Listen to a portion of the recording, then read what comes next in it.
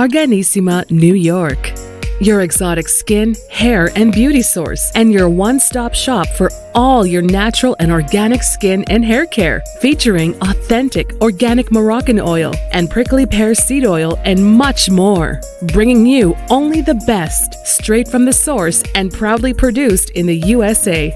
So what are you waiting for? Shop today at www.arganissima.com. Arganissima, New York. Your beauty is our duty.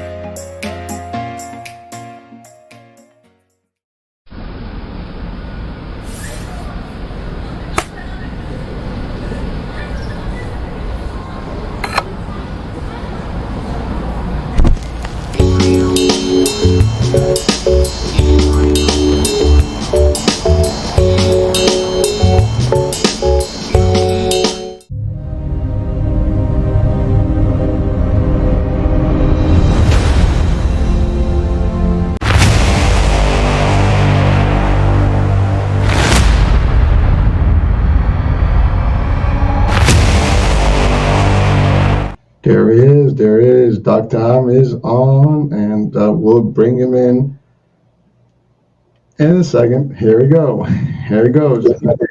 Good. You can hear me. Yes, sir. How are you? I'm well, thanks, Hurricane. How are you? Doing terrific. Actually, I'm seeing a change of scenery on your side. So I believe, as you said, you're in Tasmania, right? That's where you are? Okay, so I'm in Tasmania. Tasmania is this little island at the bottom of Australia. And sometimes I come here to work. There's some hospitals that I work at here. But we ended up catching COVID. And so we have been stuck in a hotel for 7 days, isolating and trying to get over this bug. Oh, my God. And you still made it. That's commitment. Oh, man. Well, how are you doing? I mean, are you feeling okay? I mean, has it been light? Okay, well, I didn't have to go to hospital. That was a good thing. All right. Thank God. But I was horizontal basically for a week. Wow. Yeah. How are things actually in Australia when it comes to COVID? I mean, I know some countries, they have little spikes here and there. And I mean, I'm assuming this is the Omicron version, which is the lighter version. And so yes, it is. Yeah. Okay. So it is. And we are going through a spike. There are all Australian cities are having a spike in Omicron. Basically, everybody is, not everybody, but a lot of the population is unwell. However, Omicron is nowhere near as bad as Delta was. So we're very fortunate here, Hurricane, in Australia, as I hope you are where you are. Well, I have to say, I mean, so far I've had friends who had it recently, but nothing major. I mean, so far it's been quiet. So again, I don't know. It's also there is a change of season for you guys right now. So we just switch the north and the southern hemisphere. Just switch, the winter. And that's right. So that's right. We take.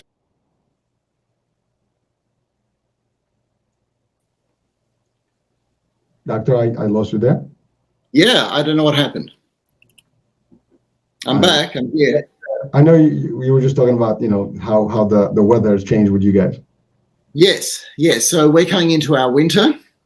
In fact, down in Hobart here, we have this wonderful mountain that looks over the city, Mount Wellington. It just had a little bit of snow on top. There's just a little bit of snow left on it. That tends to be rare for Australia, although I do need to say that Australia has more skiable slopes than any other country in the world. Just that they're not very accessible. They're a long way away. See, I didn't know that. Yeah. Listen, I mean, it's a big place. It's not it's a country, but it's a continent on its own. So, hey. That's right. It's quite amazing that way. Yeah. Yeah. And again, I'm sure the winters can be just as bad, right? So for the most part, right? Oh, well, winter's winter. Yep. And the more south you go here, the longer the winters, the more north you go. Don't have any winters, but you have not summers. Well, listen, I got you on both sides here of me, so I'm actually on 2 feet. So don't. This is the profile. This is the other profile. So hey, anyways, so doctor, we're gonna get started, and hopefully we'll get some live interactions as well as some live calls. So let's just do that. I'm just playing a little bit here with our view, so I can get you in the prime scene here. So this is you. All right. This is me. So I have a first question. This actually came in on a chat the last time. And just as an FYI, last time they Facebook kind of stopped the feed because of the music I had playing before, so I stopped playing music. Okay. Yeah, so that's why we weren't able to chat live with them. But the question was, why sometimes we feel so empty and alone, even with people around us?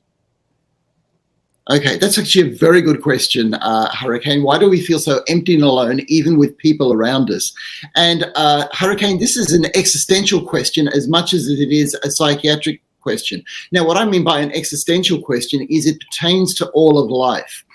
And it goes something like this, that although there are about 8 billion people here, we are 8 billion individuals going through life together.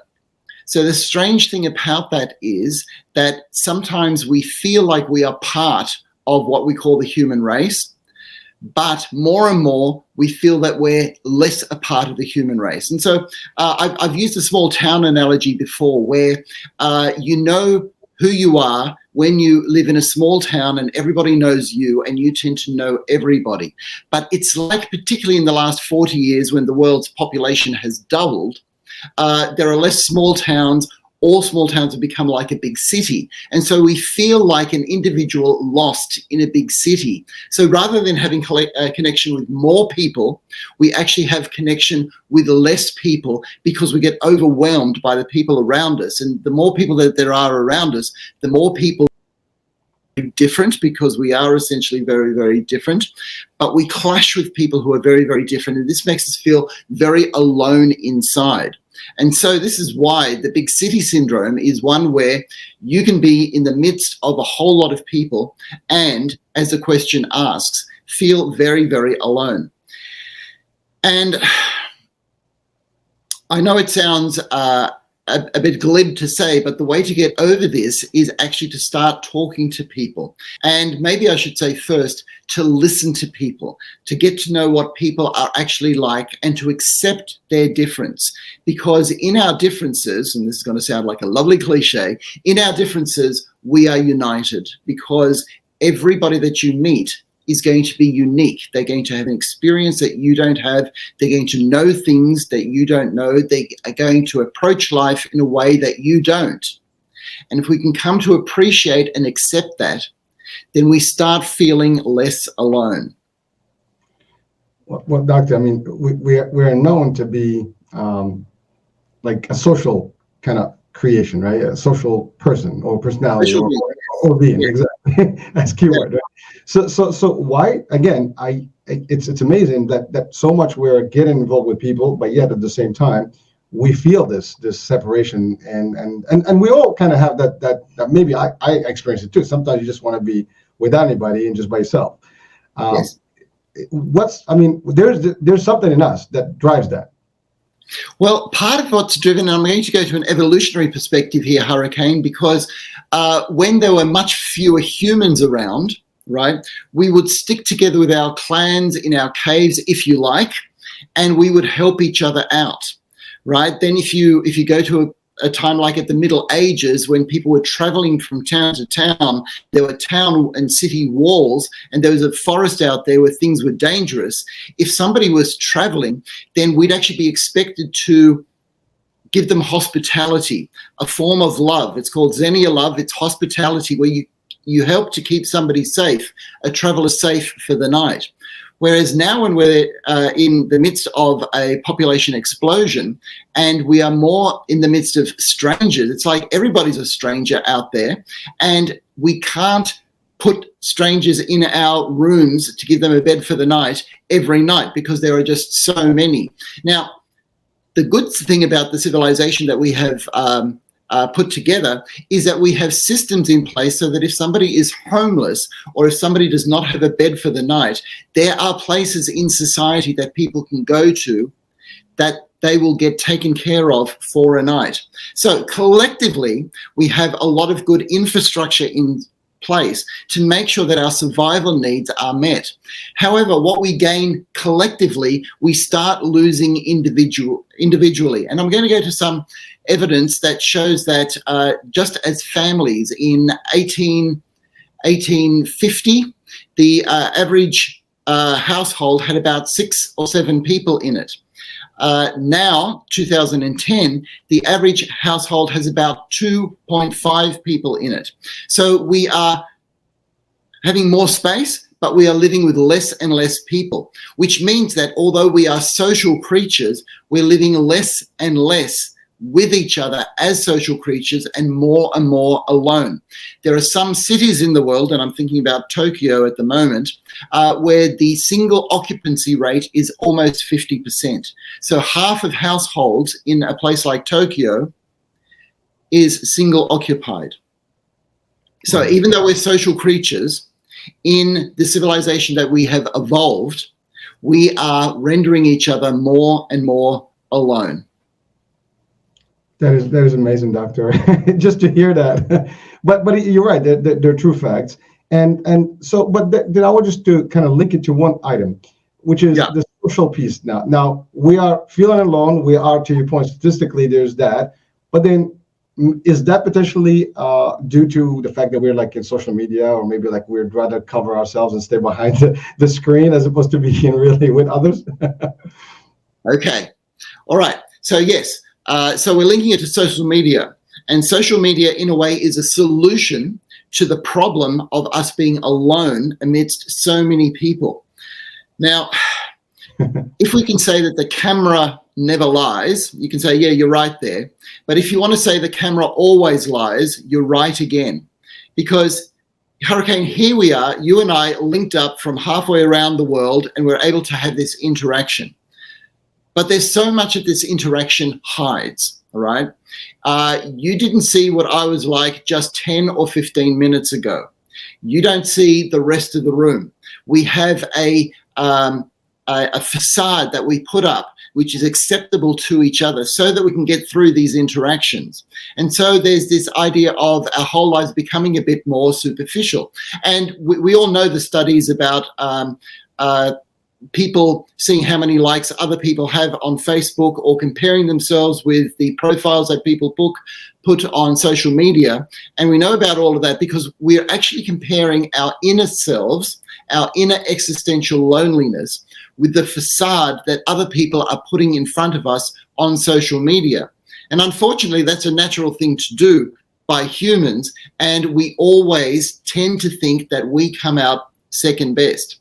However, Hurricane, if I ever get to live where you are at the moment, and we get to spend some days together, let's say we go out hiking or camping or whatever, and we get to spend time 24/7, then we will get to know each other far more, and we can't hide ourselves from each other.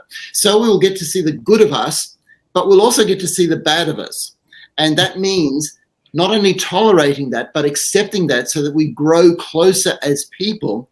And this is the experience that we are having less and less of in our media-driven society. Well, so Doctor, it is said, right, that to know someone best, you got to travel with them, do business with them, or lend them money. Those are 3 things you really can get to know someone good, bad, ugly, right?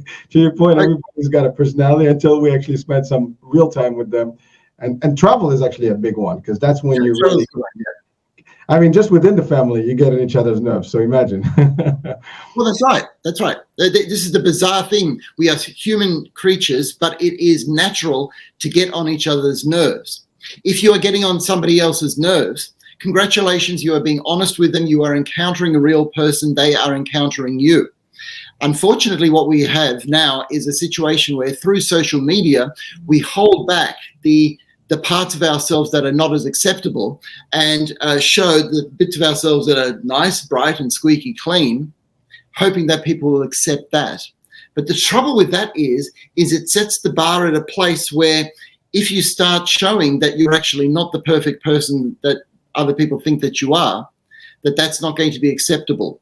And so this whole idea of what is acceptable in society is actually becoming narrower and narrower rather than broader and more accepting, which is very strange given the world that we have at the moment. Indeed. Well, thank you, Doctor, for that. I mean, and I know we have a lot of questions. I just wanted to quickly, since we're alive, folks. So if you're watching, call some friends, and you can call us live 732-332-8493.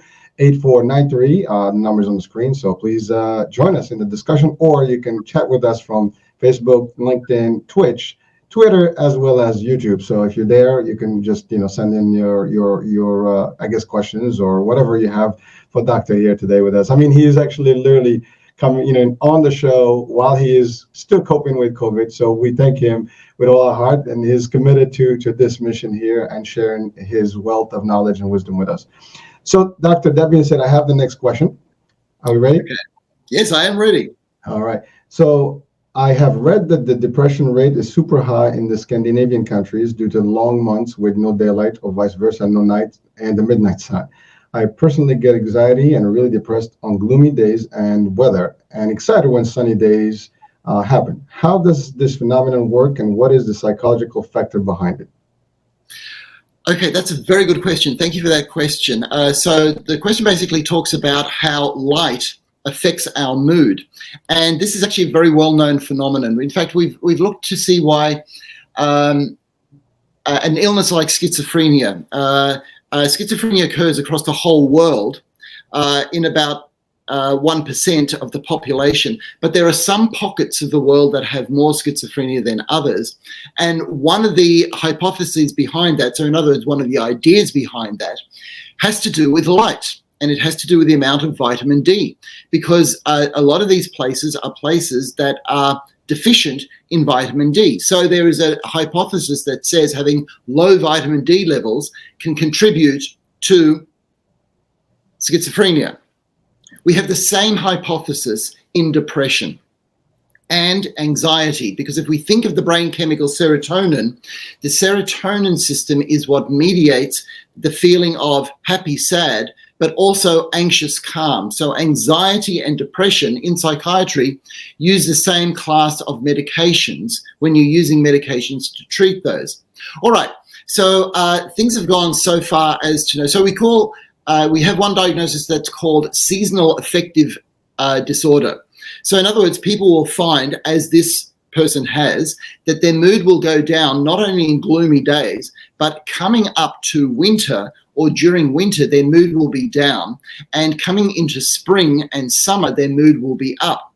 In fact, it's been well documented that particularly in colder climates, suicide happens more frequently just before winter. It's as though people make the decision, am I going to get through another winter? Whereas if they get to spring, it's like, okay, I have spring and then I have summer to take care of me and I can feel better. This affects our brain so much that in Germany in particular, there are psychiatric clinics that work with light to treat depression. So you will actually go into a light-filled room for a certain amount of hours per day to get your quota not only of vitamin D, but of the brightness, which is not only a metaphor for our brains, but a signal to be alive. So our whole sleep cycle is predicated on light. When light fades, the sun goes down, melatonin gets released, and that actually will start us off into a sleep cycle.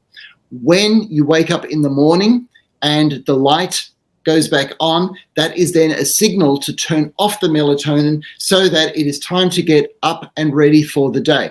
Now, melatonin is not the only chemical. We also have cortisol levels that change during the day, and all of these have to do with our wakefulness. But the point is, it affects our mood. Now, that's what we know scientifically. What we don't know scientifically is why there are some people who are much more affected by this than other people. But having said this, Hurricane, I'd like to say that whoever posed the question is quite right. Light and weather affects mood. And what can we do about it? Be aware of it, and to get the amount of sunlight that is appropriate for you, and to make use of daylight hours, because the day is for living. Well, so doctor, it just on that same note, right? The concept, right? When you are, like, some people, for example, work at night, right? Yeah. and they sleep during the day. I have tried that, and when I worked the night or had a full night, with no sleep, traveling, to the other side of the world, it is very amazing how your body reacts. It's not the same. You can sleep, hours during the day. It's never going to give you the same effect that at night. So it's amazing how it's all related. And so that leads me to another question. This is not about, it's part of it, but just something that I came up with as you're talking. So now we oftentimes we talk about positivity and negativity. Does that have any impact on that? I mean, someone who's has anxiety, depression, all this stuff based on this, will that make him, more having negative thoughts versus positive thoughts or behavior? Oh, wow. Okay. So more positive thoughts and negative thoughts. Okay. Yeah. Hurricane, I want to come back to the sec because you brought up the whole idea of jet lag and working shifts and what that does to the brain as well. And I just want to say something about that before we get to the positive and negative thoughts, because humans were actually not built to do shift work, right? Shift work is an adjustment that we have made for our society. Indeed, I have made this adjustment. In my earlier days as a doctor, I have had to do a lot of night shifts, and I've had to try to sleep during the day. And I am just not cut out to do that. I am really wrecked after a day without sleep at night, even going into a cycle where I'm sleeping during the day and working at night. I just can't function. And at one stage, I actually wanted to be the sort of doctor that delivered babies because it's very emotional and it's very positive. But because it involves a lot of night work, I realized that I just wasn't going to succeed there. So I did what I could to still work with people, which is psychiatry, but I can still work in daylight hours. Okay, so to your question about positive and negative thoughts, and whether light can enhance positive and negative thoughts. From a scientific point of view, it's a really problematic question because we don't know where thoughts come from, right?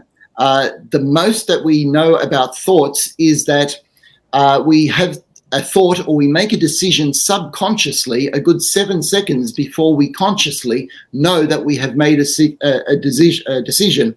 So that's actually bizarre because it means that the decision-making process is not as conscious as we'd like it to be. And the explanation for that is that we make decisions all the time automatically according to our beliefs and values, which over time become hardwired into our frontal lobes. So we like to think that we get information and that we then figure out what we're going to do based on this information right there and then consciously. But in a sense, we've already made a decision based on our whole being and what that whole being has been for decades, for those of us that are decades old, right? So to the question as to whether light and dark can increase positive or negative thoughts, scientifically, the answer is we don't know.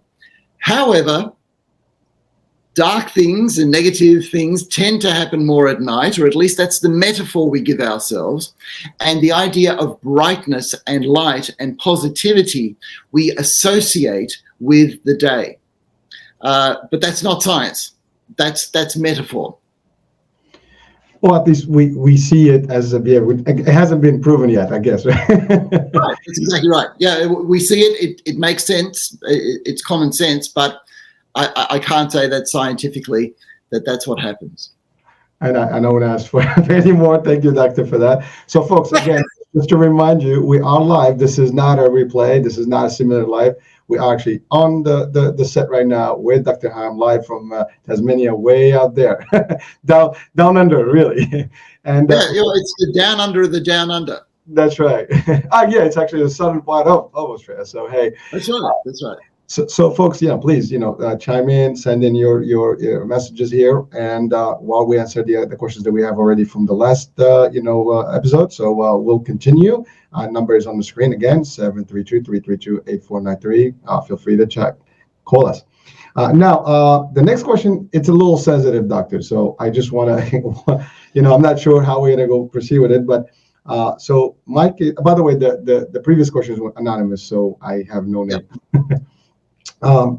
My kids are questioning some of the new changes in laws regarding the sensitive topic of gender classification We are a conservative Southern family, and we are unable to explain this to our children age 9, 13. We certainly adhere and respect the law and people's choices, but we feel this is confusing to the kids and impacting them psychologically. What is the true psychological impact caused by such shift in ideology, understanding that for millennia and under all major faiths, the genders are set? Yeah, so I mean, when I read that, it's Donald from North Carolina, so okay, it's a tough one. Okay, it's a tough one, Hurricane. It is a very sensitive topic, Hurricane. But first thing I need to say to whoever asked the question is you may be saying that you can't explain this to your kids. Well, the matter is the peak body, the subspecialist body of scientists and psychiatrists that are taking care of this cannot explain it to the scientific world. Okay. So in other words, we are firstly in an area where there are a lot of unknowns. Now, as adults, we have to deal with unknowns on a day-to-day basis. The difficulty is that children do not deal with unknowns as adults. A child's brain works on different wave patterns. In fact, there's a preponderance of alpha and theta and delta brain waves in the child's brain, which means that the brain waves are slower. In an adult, we are talking in beta brain waves, which is faster. Now, the difference is that children will absorb information very quickly, which is why a child can learn 5 languages and keep them all apart, whereas an adult learning 1 language is a truckload of work, and we've talked about that before. But it means that this very sensitive issue, which actually has to do with children, right, not only becomes a hot topic, but it's a very difficult one to deal with as well. So the short answer is to wait until scientists get a grip and come up with something that actually helps all of society get their heads around things like that. The longer answer and the more convenient answer at the moment is, I don't know, I don't understand, but here is a framework to think about it. And that's the sort of things to say to children, okay? The thing to say to children is that there are many different types of people in the world. You are a girl, a boy, whatever, okay? And we love and accept you exactly the way that you are. Because at the bottom of the whole of this transgender debate is acceptance. And the thing about acceptance is that absolutely everybody wants to be able to be accepted as a human being. And that is actually a good thing, because all people can be accepted as human beings, because guess what? Everybody is a human being. Everybody wants to be part of the human race. And this kind of harks back to that existential loneliness that we talked about in the first question, right? We don't want to feel alone. We want to feel part of it. All right. So just a few things to frame a discussion for adults in this. Firstly, we're actually talking about some individuals' very, very private lives. Now, if all of us had our very private lives talked about on screen in social media every day, we wouldn't be too happy about it, right? On the other hand, this is a population issue. This is an issue that we as a species need to come up with. So there's a balance between the individual and the population. The thing is that when science started doing gender reassignment surgery, and this started in the 50s and the 60s, it was for a very small group of people that had the feeling that they were born in the wrong body. And so this surgery and this therapy was very good and found to be very positive for the people that needed it. Here's what happened, however. A study this came out of Norway, showed that in 2012, there would be about a dozen children per year that would say that they didn't feel that they were in the right body. 10 years later, in 2022, it's several thousand.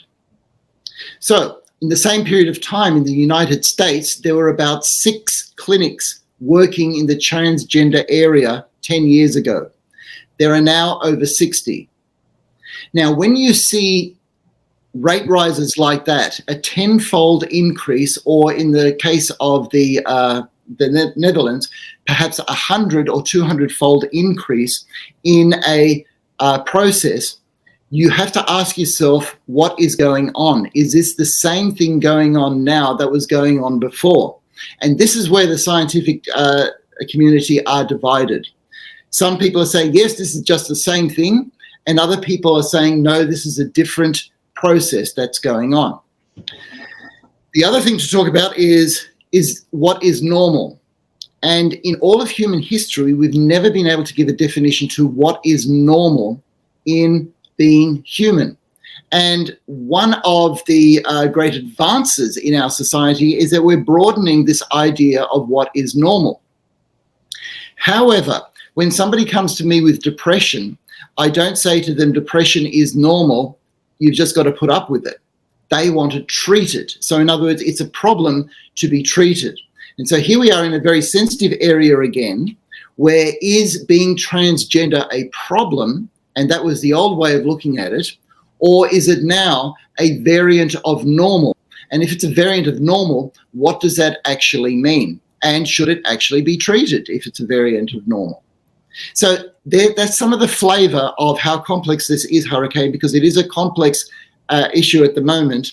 And the World Professional Organization for Transgender Studies, and I've just forgotten exactly what it is, it's called WPATH, W-P-A-T-H, are just putting together guidelines of how we can come together as a world community scientifically to think about this very, very difficult topic.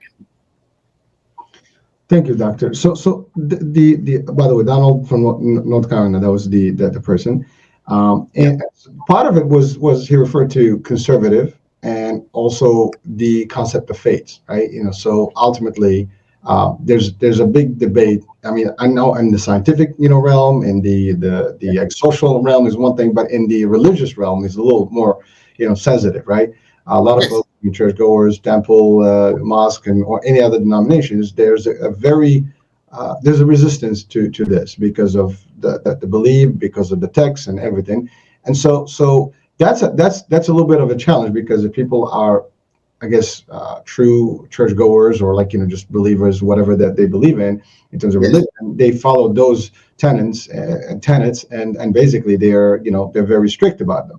And so there is some debate in that aspect too. And talking about acceptance is very difficult when it comes to religion. So how do we relate that? I mean, I know there's always a debate, the science, church and state, science and religion sometimes they collide.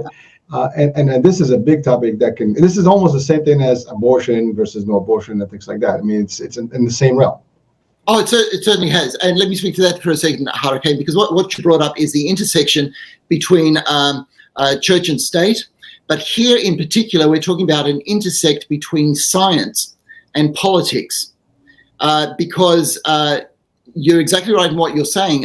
So because this has to do with identity, because whether I am male, female, or something in between has to do with the way I identify, right, then it becomes somewhere on this spectrum of conservative to progressive. And the way that our politics has shaped our lives is over the last 100 years in the USA, for example, there's always been this tension between conservative and progressive. And the bottom line is we need the progressive elements, otherwise we wouldn't advance. But we need the conservative elements, otherwise we would advance into very strange areas. And so there's a tension, but it's a good tension, and we need to keep both. However, when it comes to science and medicine, politics is supposed to have nothing to do with science or medicine. So if somebody breaks a leg, the whole idea as to whether somebody has a conservative or a progressive point of view in their politics really doesn't have much to say about their treatment. However, when it comes to gender assignment, the idea of what we should think, as soon as we use the word should, it becomes an ethical problem rather than a scientific problem. So politics enters science. And this brings about something else, because in a way, we have this problem, if you'd like to call it that, because now we have the technology to do something about people who feel they need to have their gender reassigned. Before we had this technology, and I'm talking about 70 or 80 years ago, we didn't have these ethical questions. But now that we have the technology and we can do things, we actually need an ethics to be able to support all of that. And ethics in science and medicine always lags behind the technology. So in other words, we find answers as to what we should do later than what we can do. And that's true of abortion, that is true of euthanasia, that is true of stem cell research, that is true of gender reassignment surgery. And somehow we've got to marry the two up so that the ethics and the capabilities, technologically speaking, are in harmony. And we've got a long way to go. We've got a long way to go. Well, it is. I mean, this is just, the beginning of it. And, I think it's getting more on the spotlight. And I think the other part of it, which, now it's more of a debate, is like, you can select X, meaning that you don't know and you're not sure. So it's like you're in limbo. And that there's also that debate. And also now there's the debate about where like, for example, restrooms, is a question. Which way do we go? Do we go to the women's or the men's side? And that's also, these are all discussion topics that have been sensitive. And again, this is a month where this has become very I guess on the news and the media. Everybody, this is what they refer to as Pride Month. Yes. Yes, and Hurricane, this is exactly another layer on top of this. It's because we have social media and we can exchange information very quickly that we're actually talking about this. Whereas decades ago, somebody who was transgender was basically unknown to the rest of the populace and would have had discussions with their doctor, with their support workers as to how their lives would run. Now, all of a sudden, you and I and the general population are forming opinions about things that are actually very difficult to understand. And that's actually a bit of a stretch because it's very hard to form an opinion on somebody else's life, particularly when it comes to their identity. It is. Listen, it's a tough one. And I know, I started with the idea this is going to be a rough, question, but thank you. I mean, you've covered a lot of angle there, and I know it's the beginning, and it's probably going to be a topic for the next decade, if not more. So we'll see how it progresses, and maybe we can have it at, if maybe somebody else will send another question or interaction about it, we'll I guess, react to it. So that's true. But before we go on, Hurricane, just before leaving that, for us, it's just a topic. For a lot of people, including people that I work with, because I have worked with transgender people, right? This is their lives. This is their identity. This is their feelings. This is part of who they are. And just even that tension of us having a cerebral discussion about really deep feelings about somebody's very existence. We need to be able to talk with that sensitivity so that when we talk, it is not just about a topic, but it's about something that is very, very close to the core of somebody's existence. Well, thank you, and I appreciate that. That's actually very sensitive. Thank you. No, that's all right. Yeah, but so just on that note, I mean, from a psychiatry level or psychological level, I mean, are there any, I guess, reasons, or again, I'm not sure, but obviously people are questioning, like, well, why would someone have that debate, or is that something that is just a personality, or is that something that they maybe encountered throughout their childhood? Is there anything that is actually right now determined in terms of the psychology and just science in general? I mean, I know you said that the community is still divided, but anything specific that can drive someone, for example, at an early age or at a later age to decide to make a change? That's a huge question. Sorry, Hurricane. The short answer is yes. There are psychological aspects involved. But if I start talking about them, then I've got to talk about a whole lot of them. And the thing is that we are trying to bridge the objective world with the subjective world. So let's go to one extreme of the debate. that says that people have got either XX chromosomes or XY chromosomes, so therefore it is either male or female because that's what the physical biology shows us, right? Now let's go to the other extreme. Well, my feelings and how I identify are actually very, very important, and that is a determining factor as to what my gender ultimately is. Now, one was objective, one was subjective. But in our experience of life, we need both. Life is not totally objective and life is not totally subjective. And in fact, we do not have the answer to where the divide between objective and subjective is. Like, I know that the brain is objective and I can study different parts of it and chemicals that go on up there, but the mind is totally subjective. But we know that the mind exists because I've got one and you've got one and our minds are interacting. And so the whole subjective objective problem, the mind-brain interface in science, also comes into the transgender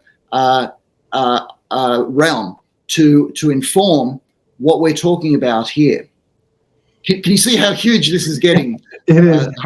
Well, listen. I mean, I think we have enough today for this. I know there's more to this discussion, and probably in time, maybe there's more room to, I guess, review. I guess the question came in because it's the appropriate month.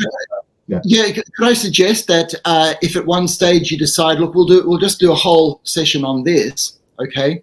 Then we could sort of spend all the time and methodically go through and talk about some of the issues, knowing that the very peak body have not reached answers yet, right? But it'll give people a framework about how to think about this very complex topic if we spent a whole session on it.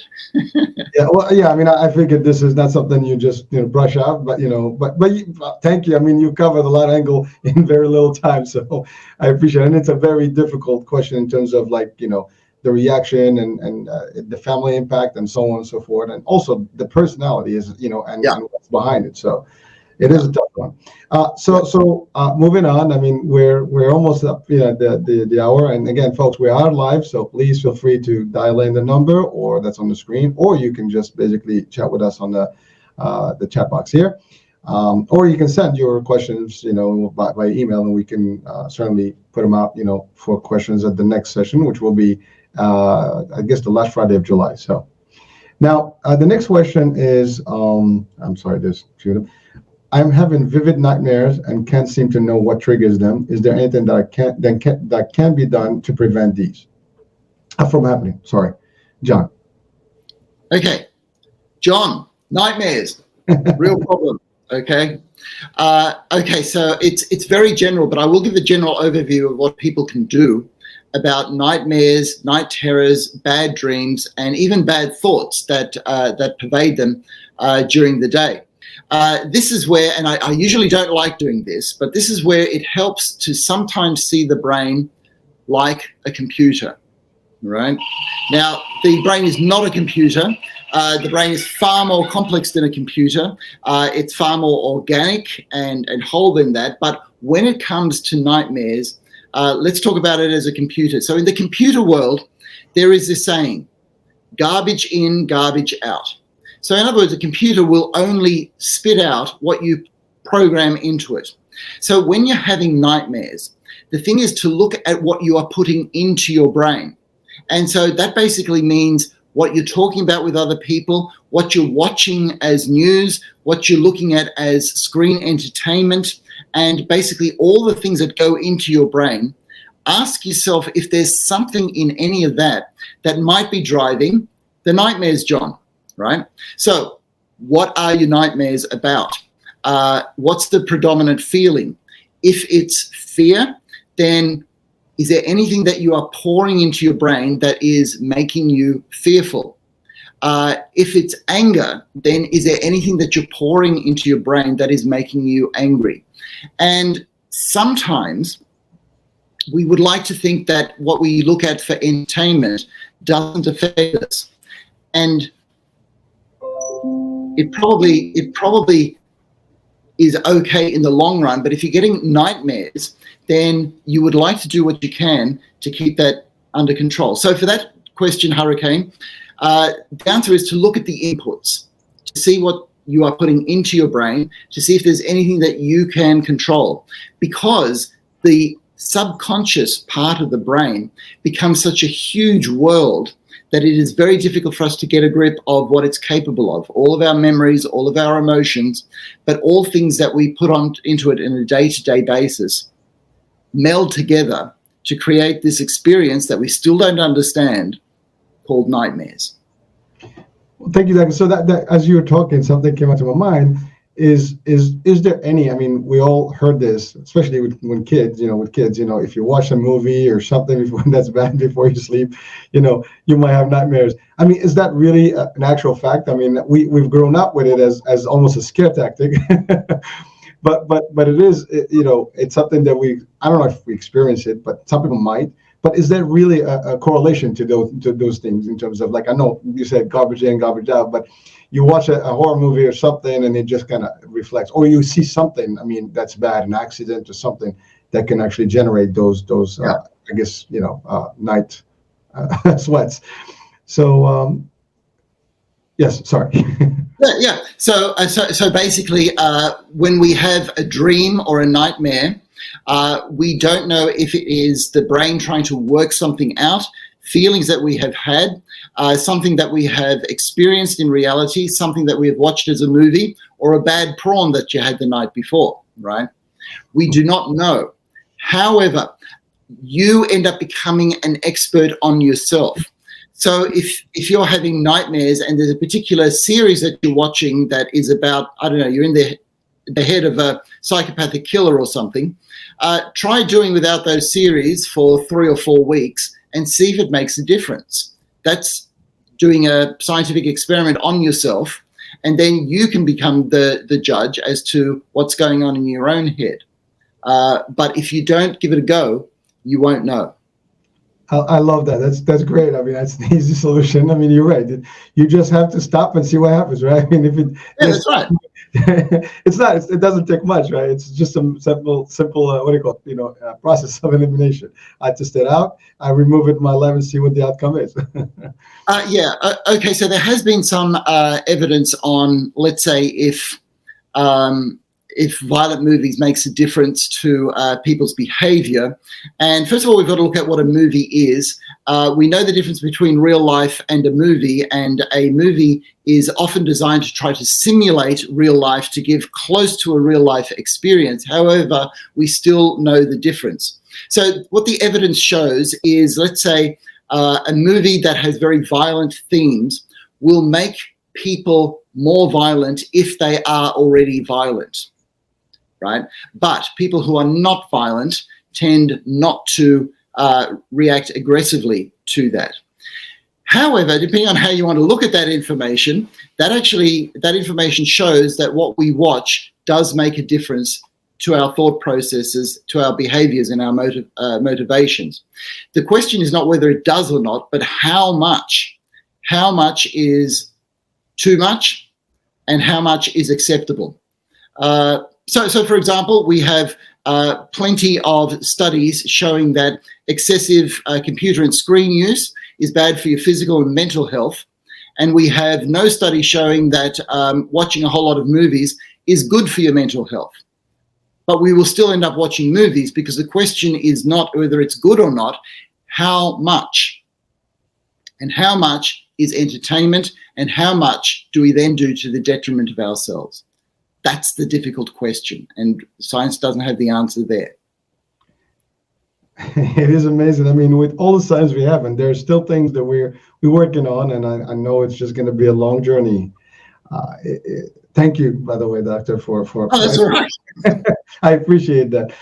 So again, folks, we are still live, so please, feel free to join us. Call now, 732-332-8493. Send in your chat and we'll have more. We have a few minutes left with Doctor, so you can certainly give you some answers, real-time answers. In the meantime, I have an additional question here that we can catch on. Are we ready? Yeah. So I have met many people in my life and at many times was betrayed, but the close ones, despite always being great and fair to them. How do people justify that, and how can I regain trust moving forward? I'm finding myself in a distant mode and avoid socializing, including social media. Jesse, I think this is almost related to that first question. Yeah. Okay, so this is very sad. I'm sorry to hear that that's somebody's experience. Unfortunately, this becomes the experience of a lot of people, and it has to do with something very basic to our human existence, and that's trust. Trust in the brain is mediated by a chemical called oxytocin. It's the same chemical that mediates our feelings of love. So the feeling that we get on and we belong together and we can trust each other is mediated by that chemical of oxytocin. All right, so why people actually betray each other, unfortunately, has to do with another huge evolutionary balance that we have between our selfish genes and altruism. So in other words, a part of us that really wants to take care of each other for our own survival. So you'll see in parents, parents will altruistically take care of their children so that they thrive and survive. But there's also a point where they say, hey, I need some time to myself. I need to do my stuff. Otherwise, I'm not going to be good for anybody. And so they become selfish. An extreme form of selfishness is when your selfishness impinges on the freedom of other people and you actually start hurting them. And betrayals belong in this situation. So if somebody cheats on you, that ends up being a very bad hurt. However, the question was also, okay, what am I going to do about this, right? Now, the wonderful thing about the brain is that it is wired to learn. From any positive experience you have or from any negative experience you have, the brain can learn. So as painful as it is, the question is, what have I learnt from all those betrayal experiences? Then how can I use the knowledge from those betrayal experiences to serve me better in the future? And so basically, if you're then looking to either go out with another person or trying to trust another person, you may have a boundary in there that you didn't have before, or you may ask a question that you didn't before, or you may just be a little bit reticent where you wouldn't before. And before we start saying this is a bad thing, all right, it's actually good for us to have boundaries to each other. But then when people fulfill the expectation of the boundary, so in other words, when you find that you can trust somebody, you go, oh, good, I can trust this person. But then you have to think of how to test for the next step, because every bit of trust takes a little bit of courage to get to. And when you get to the next level of trust with that courage, you will then find yourself in what we call deep water. And again, you will find out if you can trust somebody or not. And this is how good friendships are made. This is how good relationships are made. This is how good trusting relationships with parents are made, by being able to say, no, you can trust me.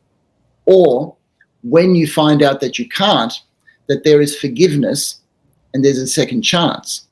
Because both people have brains that can learn from the experience and can try again to get it right the next time.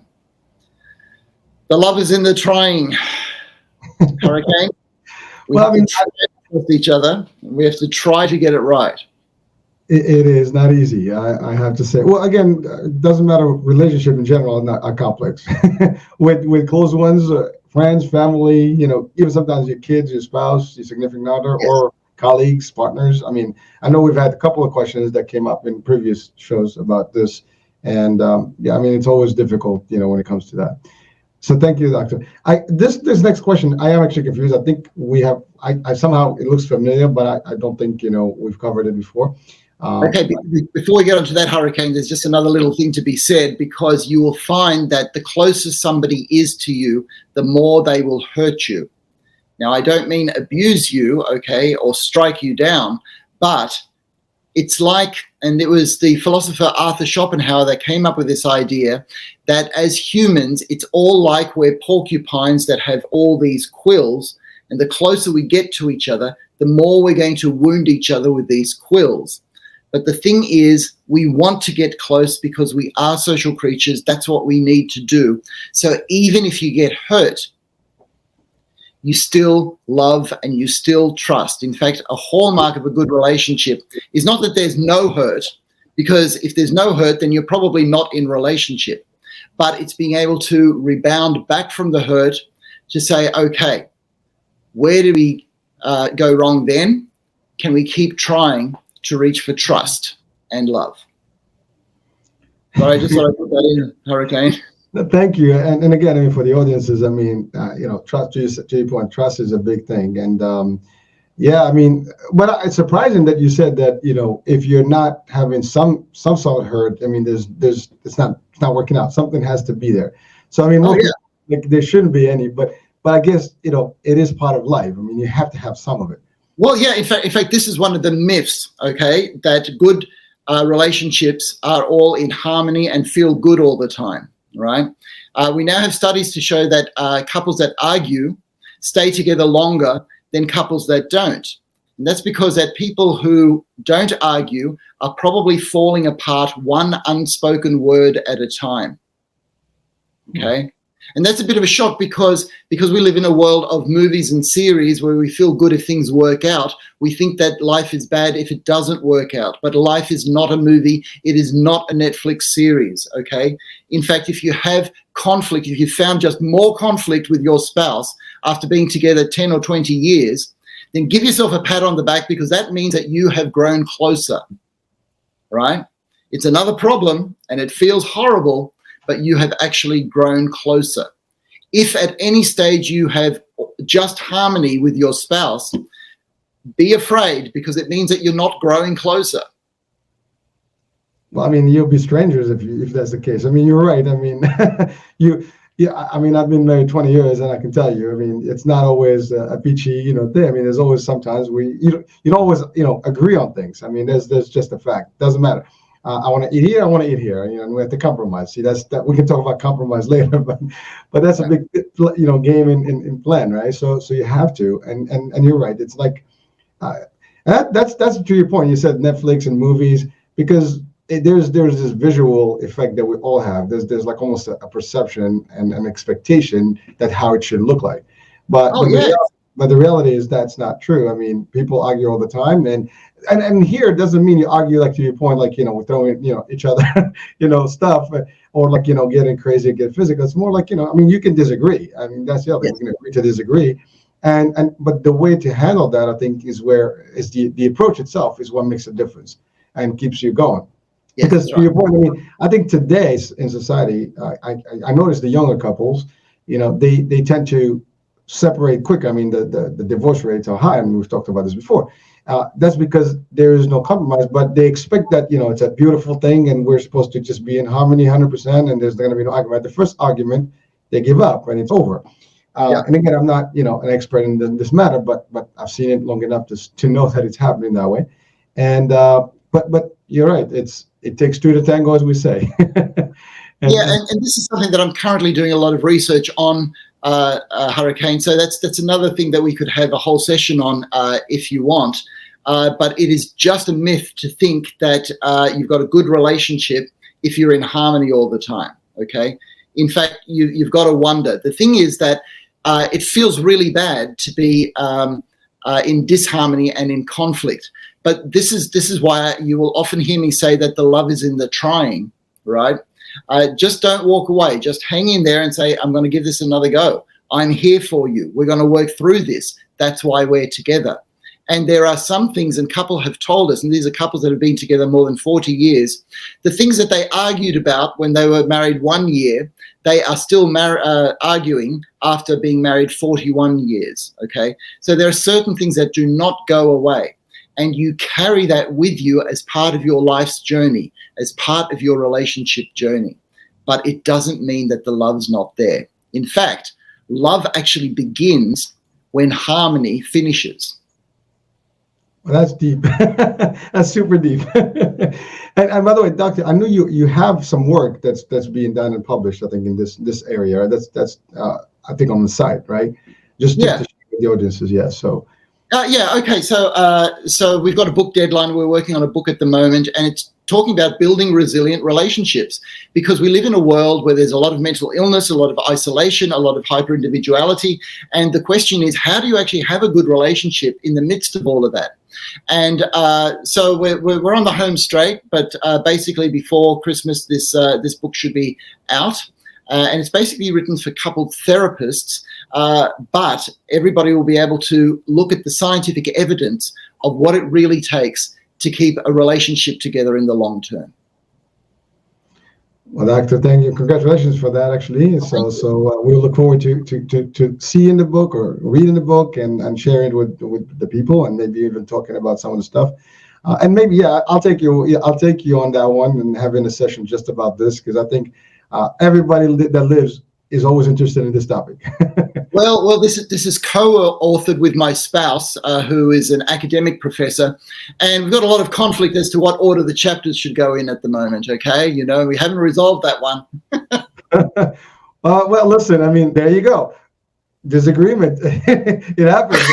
It happens at the kitchen. It happens at the shopping. It happens at the trip. It happens everywhere. It happens right in the book. Listen. But that makes it healthy. I think that's the other thing. People, again, the expectations, like everybody's peachy, everybody is like, just 100% nothing, but it never works that way. So, well, Doctor, I know we're coming to the end of the hour here, folks. I mean, I hope that you've received a lot of information through these questions, and please feel free to join us again. The next session will be at the end of July, so the last Friday of July. I look forward to it. Again, send in your questions, and we ran out of questions for this week, but I think I have a couple more that we can start the show. But I'm pretty optimistic that we're going to have plenty. And I know if not, we have Doctor. He can touch some of these topics, and we can cover a lot of grounds. But definitely, your interaction is important, and I know Doctor is eager to hear live, interactions and seeing your chat and things. And again, this is anonymous. You don't have to put your name. We don't have to see your profile. I mean, if you can just do it. I know that's the thing on social media. Your profile is there, and we know who it is. So maybe that's the challenge. But certainly, if you call in, you can just state your name as Mr. G or Mrs. K, whatever. Pick a name. It doesn't matter to me. You can be an alien. It doesn't matter. But the key here, let's have that discussion. And this is an opportunity that is beyond believe, and Doctor's time is valuable, and he really takes it. Again, today he is sick and he is with us. So again, thank you so much, Doctor, for making it. You look great, though, and I'm glad. Thank you very much. I have to say, I am very relieved to know that everything is light, and thank God you passed that critical moment. I mean, it's usually a couple of days where it's kind of rough, but your vitamins and all that stuff. I'm sure you taking care of business there. So hey. Well, thank you so much for being with us, and greetings to your partner in crime there. Yep. As always, and she's part of this. She's behind the scenes. And maybe we'll have her on that show. I don't know, when we talk about the book. I don't know. Not a bad idea, Hurricane. I couldn't do it without her. Okay, and it's not just behind the scenes. Believe me. Okay, it's a journey that we're taking together. As I know that you're taking a journey together, because we're all trying to get through this crazy thing called life, Hurricane. Yes. And thanks for the work that you do. No, thank you. And again, like I always say, I can't do it without you. So and all my guests, that you guys are the real, mojo, the real core, of the network and what we're delivering here as information and resources. So thank you so much. Folks, okay, so this is it for today. Hopefully this show will be replaying, so please catch on. It will be playing all over the place. So yes, feel free to review it, to listen. There's a lot of information, and you probably need a couple of sessions to just dissect some of that. But certainly, we look forward to having you on the next one, end of July. So stay tuned. Bye for now.